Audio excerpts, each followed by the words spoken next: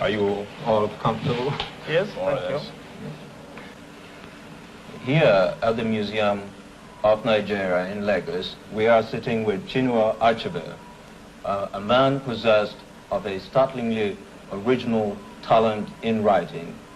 Chinua Achebe the Young has given the world 2 novels, Things Fall Apart, No Longer at Ease, and all critics seem to agree that Chinua Achebe combines a simplicity in technique and a very complex technical talent indeed.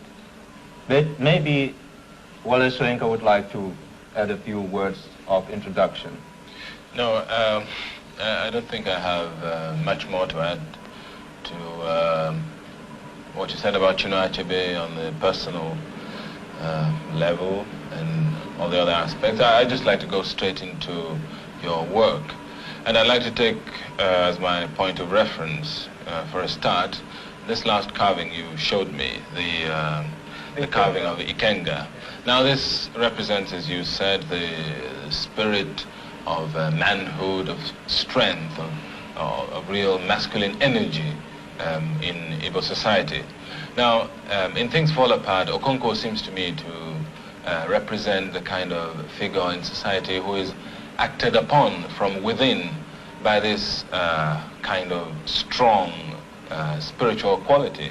Now, I'd like to know from you whether this is a conscious derivative in the creation of this character, or whether, you know, just the sense of the character in society, his religion, his beliefs. Well, not consciously, but Okonkwo, as you said, symbolizes, if you like, strength and aggressiveness. Now, these are some of the qualities that his people admire, you see. And I wanted a character who could be called representative of this particular group of people. And you know, they admired a man of strength, a man of wealth, a man who had a big compound with wives and had many farms, that sort of thing. Yes. Now, this is a dangerous question, I know, but does it imply anything in your own personal attitude towards this society, which places so much premium on what, after all, may be a kind of the exhibitionist side of, you know, the masculine ego? Does it imply something of your own attitude, the fact that Okonkwo does, by this very personal immersion in this, you know, in this kind of value, that he heads for a fall? Yes. I think there is a point there. There is the weakness of this particular society, I think, is lack of adaptation, you see, not being able to bend. Of course, I can't say that this now represents the Igbo people today, but I think in his time, the strong men were those who did not bend, and I think this was a fault in the culture itself. Yes, Chinua, I'm more interested in what some people have described as your deliberate attempt to avoid passing moral judgment on your characters. For instance, in the first novel that you wrote called Things Fall Apart, there is this absolute cruelty in which, because the tribal society sanctions the killing of a ward by his protector, that this man carries this out. Although he seems to have some kind of doubts, he doesn't avoid doing so. And the way you wrote that passage seemed to imply that you were not able to make any particular judgment on that action. Is this true, or what? No, I don't think this is a fair assessment at all. You have to see the story as a whole. This is what I was saying to Wole earlier on, that this particular society perhaps believed too much in manliness, you see. And this is part of it, and perhaps this is part of the reason why it crashed at the end, you see. And I don't think a writer should point a moral lesson on every page. I think the total effect at the end of the story is that this is the way that things went, you see. I like my moral to be, not to be as obvious as yes, what I was getting at was whether you had some kind of moral point of view. Yes, well, yes. Taking the book as a whole. Yes, yes, I did. You see, I think that this particular society had its good side, the poetry of the life, the simplicity, if you like, the communal way of sharing in happiness and in sorrow and in work and all that. You see, it had all that. Also, it had art and beauty, but it had this cruel side to it. You see, and it is this that I think that helped to bring down my hero. Well, for a moment I was going to, when you began explaining, when you began sort of expatiating on the values of this society, I was going to say that this sounded dangerously like the philosophy of negritude. Shall I say almost the myth of negritude, a simple, but I was relieved you mentioned an extra dimension to it. But if I may pick up something which Liz was saying, the whole question of style, do you accept the evaluation which has been placed on your style by some critics that there is a kind of almost precise workmanship about it, that it's almost a kind of unrelieved competence as opposed to genuine artistic inspiration, hit me if you like, but how do you react to this how do you react to this sort of... Don't expect me to accept that, but no, as a matter of fact, I don't think one could call my method, describe my method in those terms, because I don't particularly spend a lot of time on polishing. As a matter of fact, Things Fall Apart was written straight, without any kind of draft. So I wouldn't say that, yes, no. Yes. If I may be permitted to ask you another question, Chinua. As a South African, I'm very much conscious of the fact that there seems to be some kind of continuity between the modern day society in Nigeria, from which I suppose you spring, and the old traditional society. What were the formative influences upon your life? How were you able to draw such an accurate picture of the old traditional society? How are these influences passed on? Yes, well, I think I belong to a very fortunate generation in this respect, that the old hadn't been completely disorganized. You see, when I was growing up, I think the disorganization has gone a stage further now. But when I was growing up, it was easy, especially if you lived in a village, to see, if not in whole, at least in part, you see, these old ways of life, you see. I was particularly interested in listening to the way old people talked, you see, and this is the kind of background, you see. And the festivals, of course, were still observed, maybe not in the same force, but they were still there. So this didn't really entail a deliberate kind of research of the adult artist into this life? No. Something you had... No, I didn't do any research at all.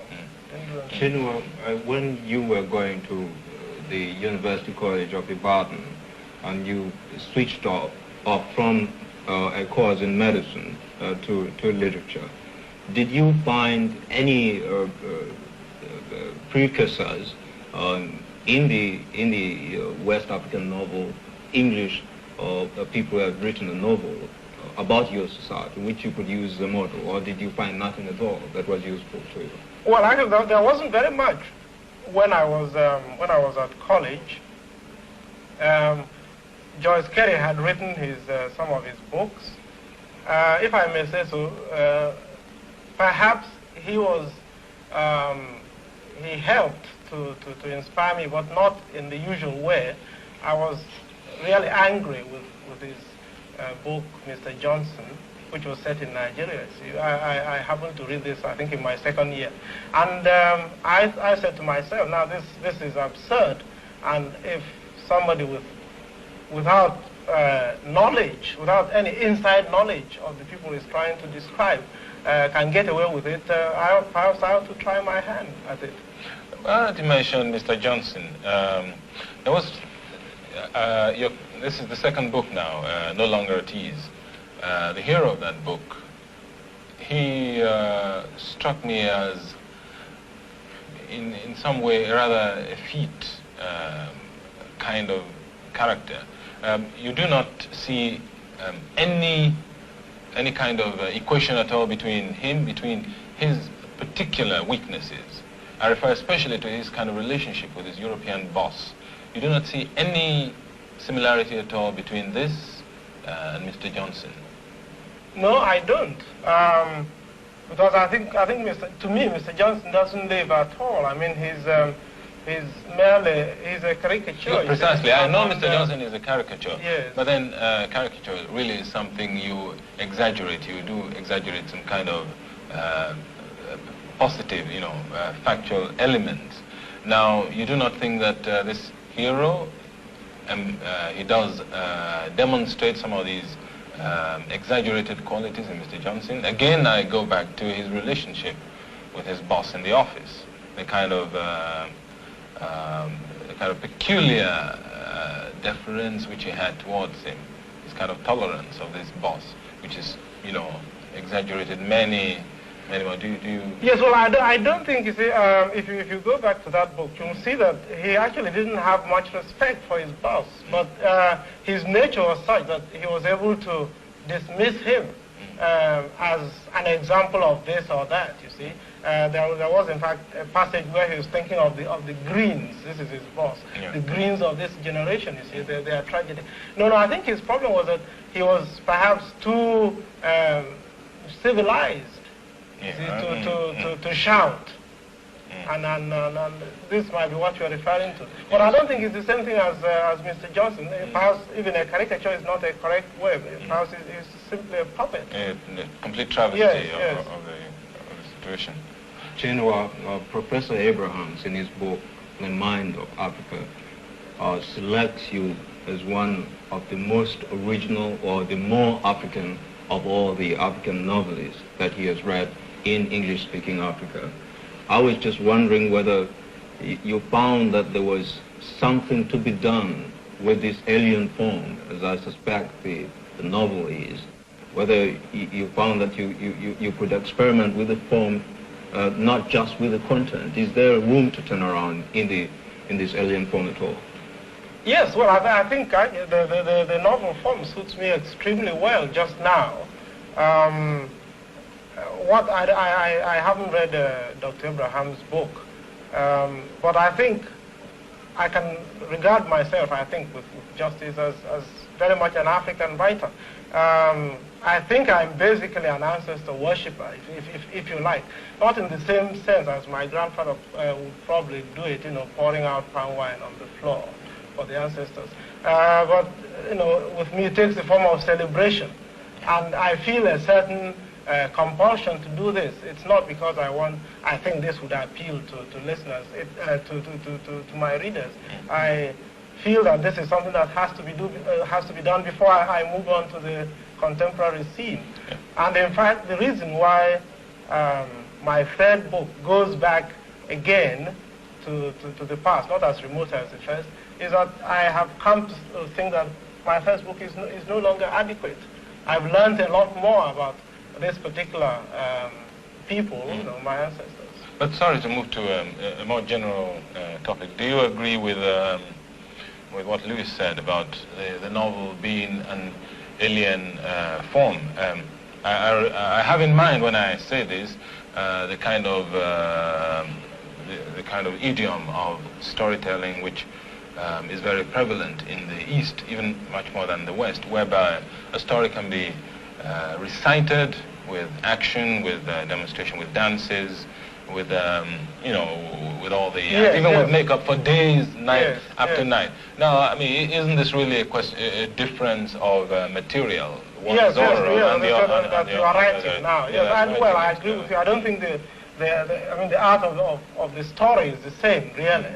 I mean, it's not any more alien than telling the story, as you say, but it's a question of writing it down and using a different language also. Yes. Yes, well, I don't want to make too tight a distinction between the storytelling tradition in Africa and the European forms of novel.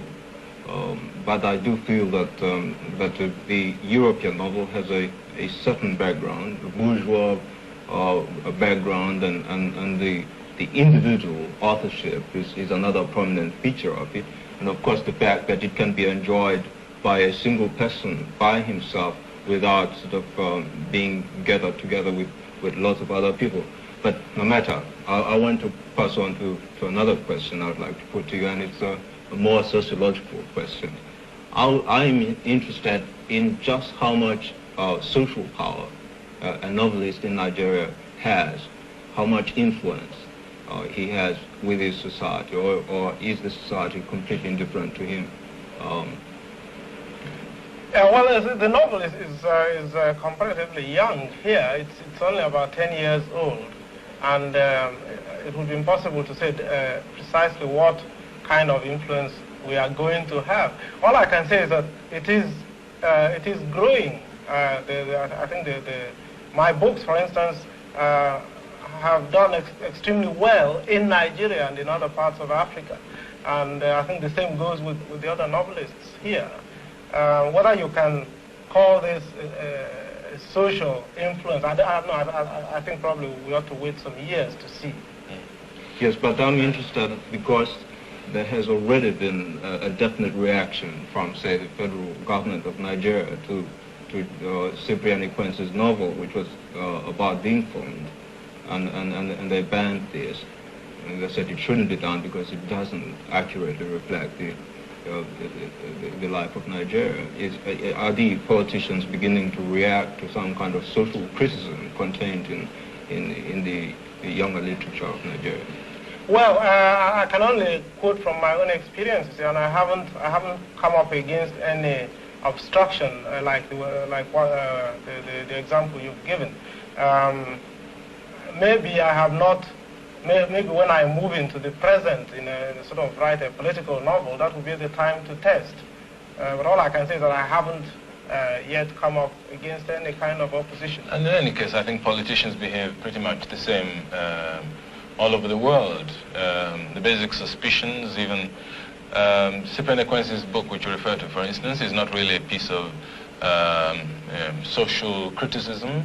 I think it's just this problem of politicians getting nervous about a false image being presented without ever understanding the whole business of creative writing, and cannot understand that if a prostitute is written about in the book, it isn't a kind of treatise on sociology. But I would like to make an abrupt transition here. I know you were in the States very recently, and I'd like to know if you met any of the American novelists, particularly the Negro novelists and writers. Maybe there's something you'd like to say. Yes, I did indeed. In fact, that was the very purpose of my visit. I did meet with the Harlem group of writers, Langston Hughes and John Killens and a whole lot of younger ones. I didn't meet Baldwin, unfortunately, because he was tied up with other duties. Yeah. I also met quite a few white writers, not just novelists. I met Arthur Miller, the dramatist. But perhaps what I got most was a kind of a closer relationship with the literary pulse in America. You see, I think I'm now a lot more interested in what is being written there than I was before. Did you notice any similarity or problems? For instance, I would like to know if you felt that the Negro writers were particularly interested in your work because of this interest of yours and your orientation around the traditional African way of life and yes. philosophies did you? Yes, very much so. In fact, I remember now one Negro writer who autographed a book of hers with the words, something to this effect, to Achebe, who depicted so beautifully the culture that might have been mine. This is the kind of feeling I think they have. Chinua, the European critics, if I may say, have been most kind to your novels, at least in their appreciation and acceptance of them. But you have been the most vicious critic of the European critics. Why is this so? What do you find so objectionable in their approach to African literature? Well, I'm surprised to hear you say that I'm the most vicious critic of the critics. No, I don't object to critics at all. What I do object to is people preaching from a position of ignorance. And this you find quite a lot in the criticisms that are made of our work. Even, as I said before, even when they are praising you, you find that this is not really for the right reasons at all. Of course, I'm not saying that they should shut up, but see, I hate any kind of cultural or literary popes, you see, being set up. People who can pontificate on the real African literature, or the real this, you see, and then you find a lot about words like real or true or valid. You see, and these things, yes, and these words I think are almost meaningless in the context. How do you react to the critic who lumped you, Cyprian Ekwensi and Honora Nzeku together as an unbeatable treble choice in your novel? How do you react personally to this as a writer? Well, that particular critic, I think I know who you mean. I don't care particularly for him. Of course, he's welcome to his opinion about being unbeatable. I mean, I couldn't quarrel with that. But I don't care for him as a critic. Yeah, but if I may just proceed this a bit further, he also makes a statement on which I think you might like to comment. Talking, I think, about, I forgot whose book now, he says, and he also writes the kind of books which his readers, his people like to read. A novel with a moral at the end. Now, you talked earlier about one of your novels possessing some kind of moral, but do you make a distinction between the way he used this? Yes, I'm sure what it means is the kind of moral which you have in stories for children, you see, and the moral of this story is that the man who behaves this way has this kind of reward. I mean, that obviously is not the right approach, you see, for a novelist. Chinua, you have said something about the latest novel you have written having progressed beyond the two books that you worked on the first time. Could you indicate perhaps in what direction you think you've made this advance, technically or otherwise? Well, it would be difficult to describe the technical superiorities. I don't know. Is there a difference in subject matter? Yes, there is definitely. I'm handling a whole lot of more complex themes, you see, like the relationship between a god and his priest, you see. My chief character in this novel is a village priest, not a Christian priest, you see, in the traditional African religion. And I'm interested in this whole question of who decides what shall be the wish of the god, you see, and that kind of situation. And I've also tried to develop my treatment of character. Whether I succeed or not, still to be seen, you see, but I think that I have progressed in that direction. Yes, and the other question, of course, is the more general one, which bothers a lot of people, and it has to do with the audience. Do you find that you're beginning to develop an indigenous audience in Nigeria so that you can rely less on metropolitan audiences, or to put it in another form, so that you can become less conscious of the demands of European audiences? Yes, I think you're right. Although I must say that I don't think I was consciously working with an audience in mind in my first book. In fact, I remember being surprised when the first person who read it said, "Who did you have in mind?" You see. Now, that doesn't mean I didn't have somebody in mind, but I wasn't thinking of it primarily. The second time, of course, this thought having been put into my mind, I found myself thinking about it. But now I feel I don't have to worry over much about who understands what I'm saying or who doesn't. I think that there will always be enough people interested in a good story. Well, perhaps this is just as good a time to stop this, gentlemen. We're greatly privileged to have met Chinua Achebe at the Museum of Nigeria, surrounded as we are by the masks and the brooding spirit, which is about the same kind of thing that broods in the novels by Chinua Achebe. The past is very much there. Chinua Achebe, all critics agree, has great promise and promises to give us some of the best things that have been produced in African literature. You have just seen and heard another broadcast in the series African Writers of Today. This series is devoted to the literary scene in contemporary Africa. The personality on today's program, Chinua Achebe, Nigerian novelist, author of Things Fall Apart, No Longer at Ease. His third novel, Arrow of God, is soon to be published. Chinua Achebe was interviewed by Wole Soyinka, Nigerian poet and dramatist, and series host Louis Nkosi, South African author, journalist, and broadcaster.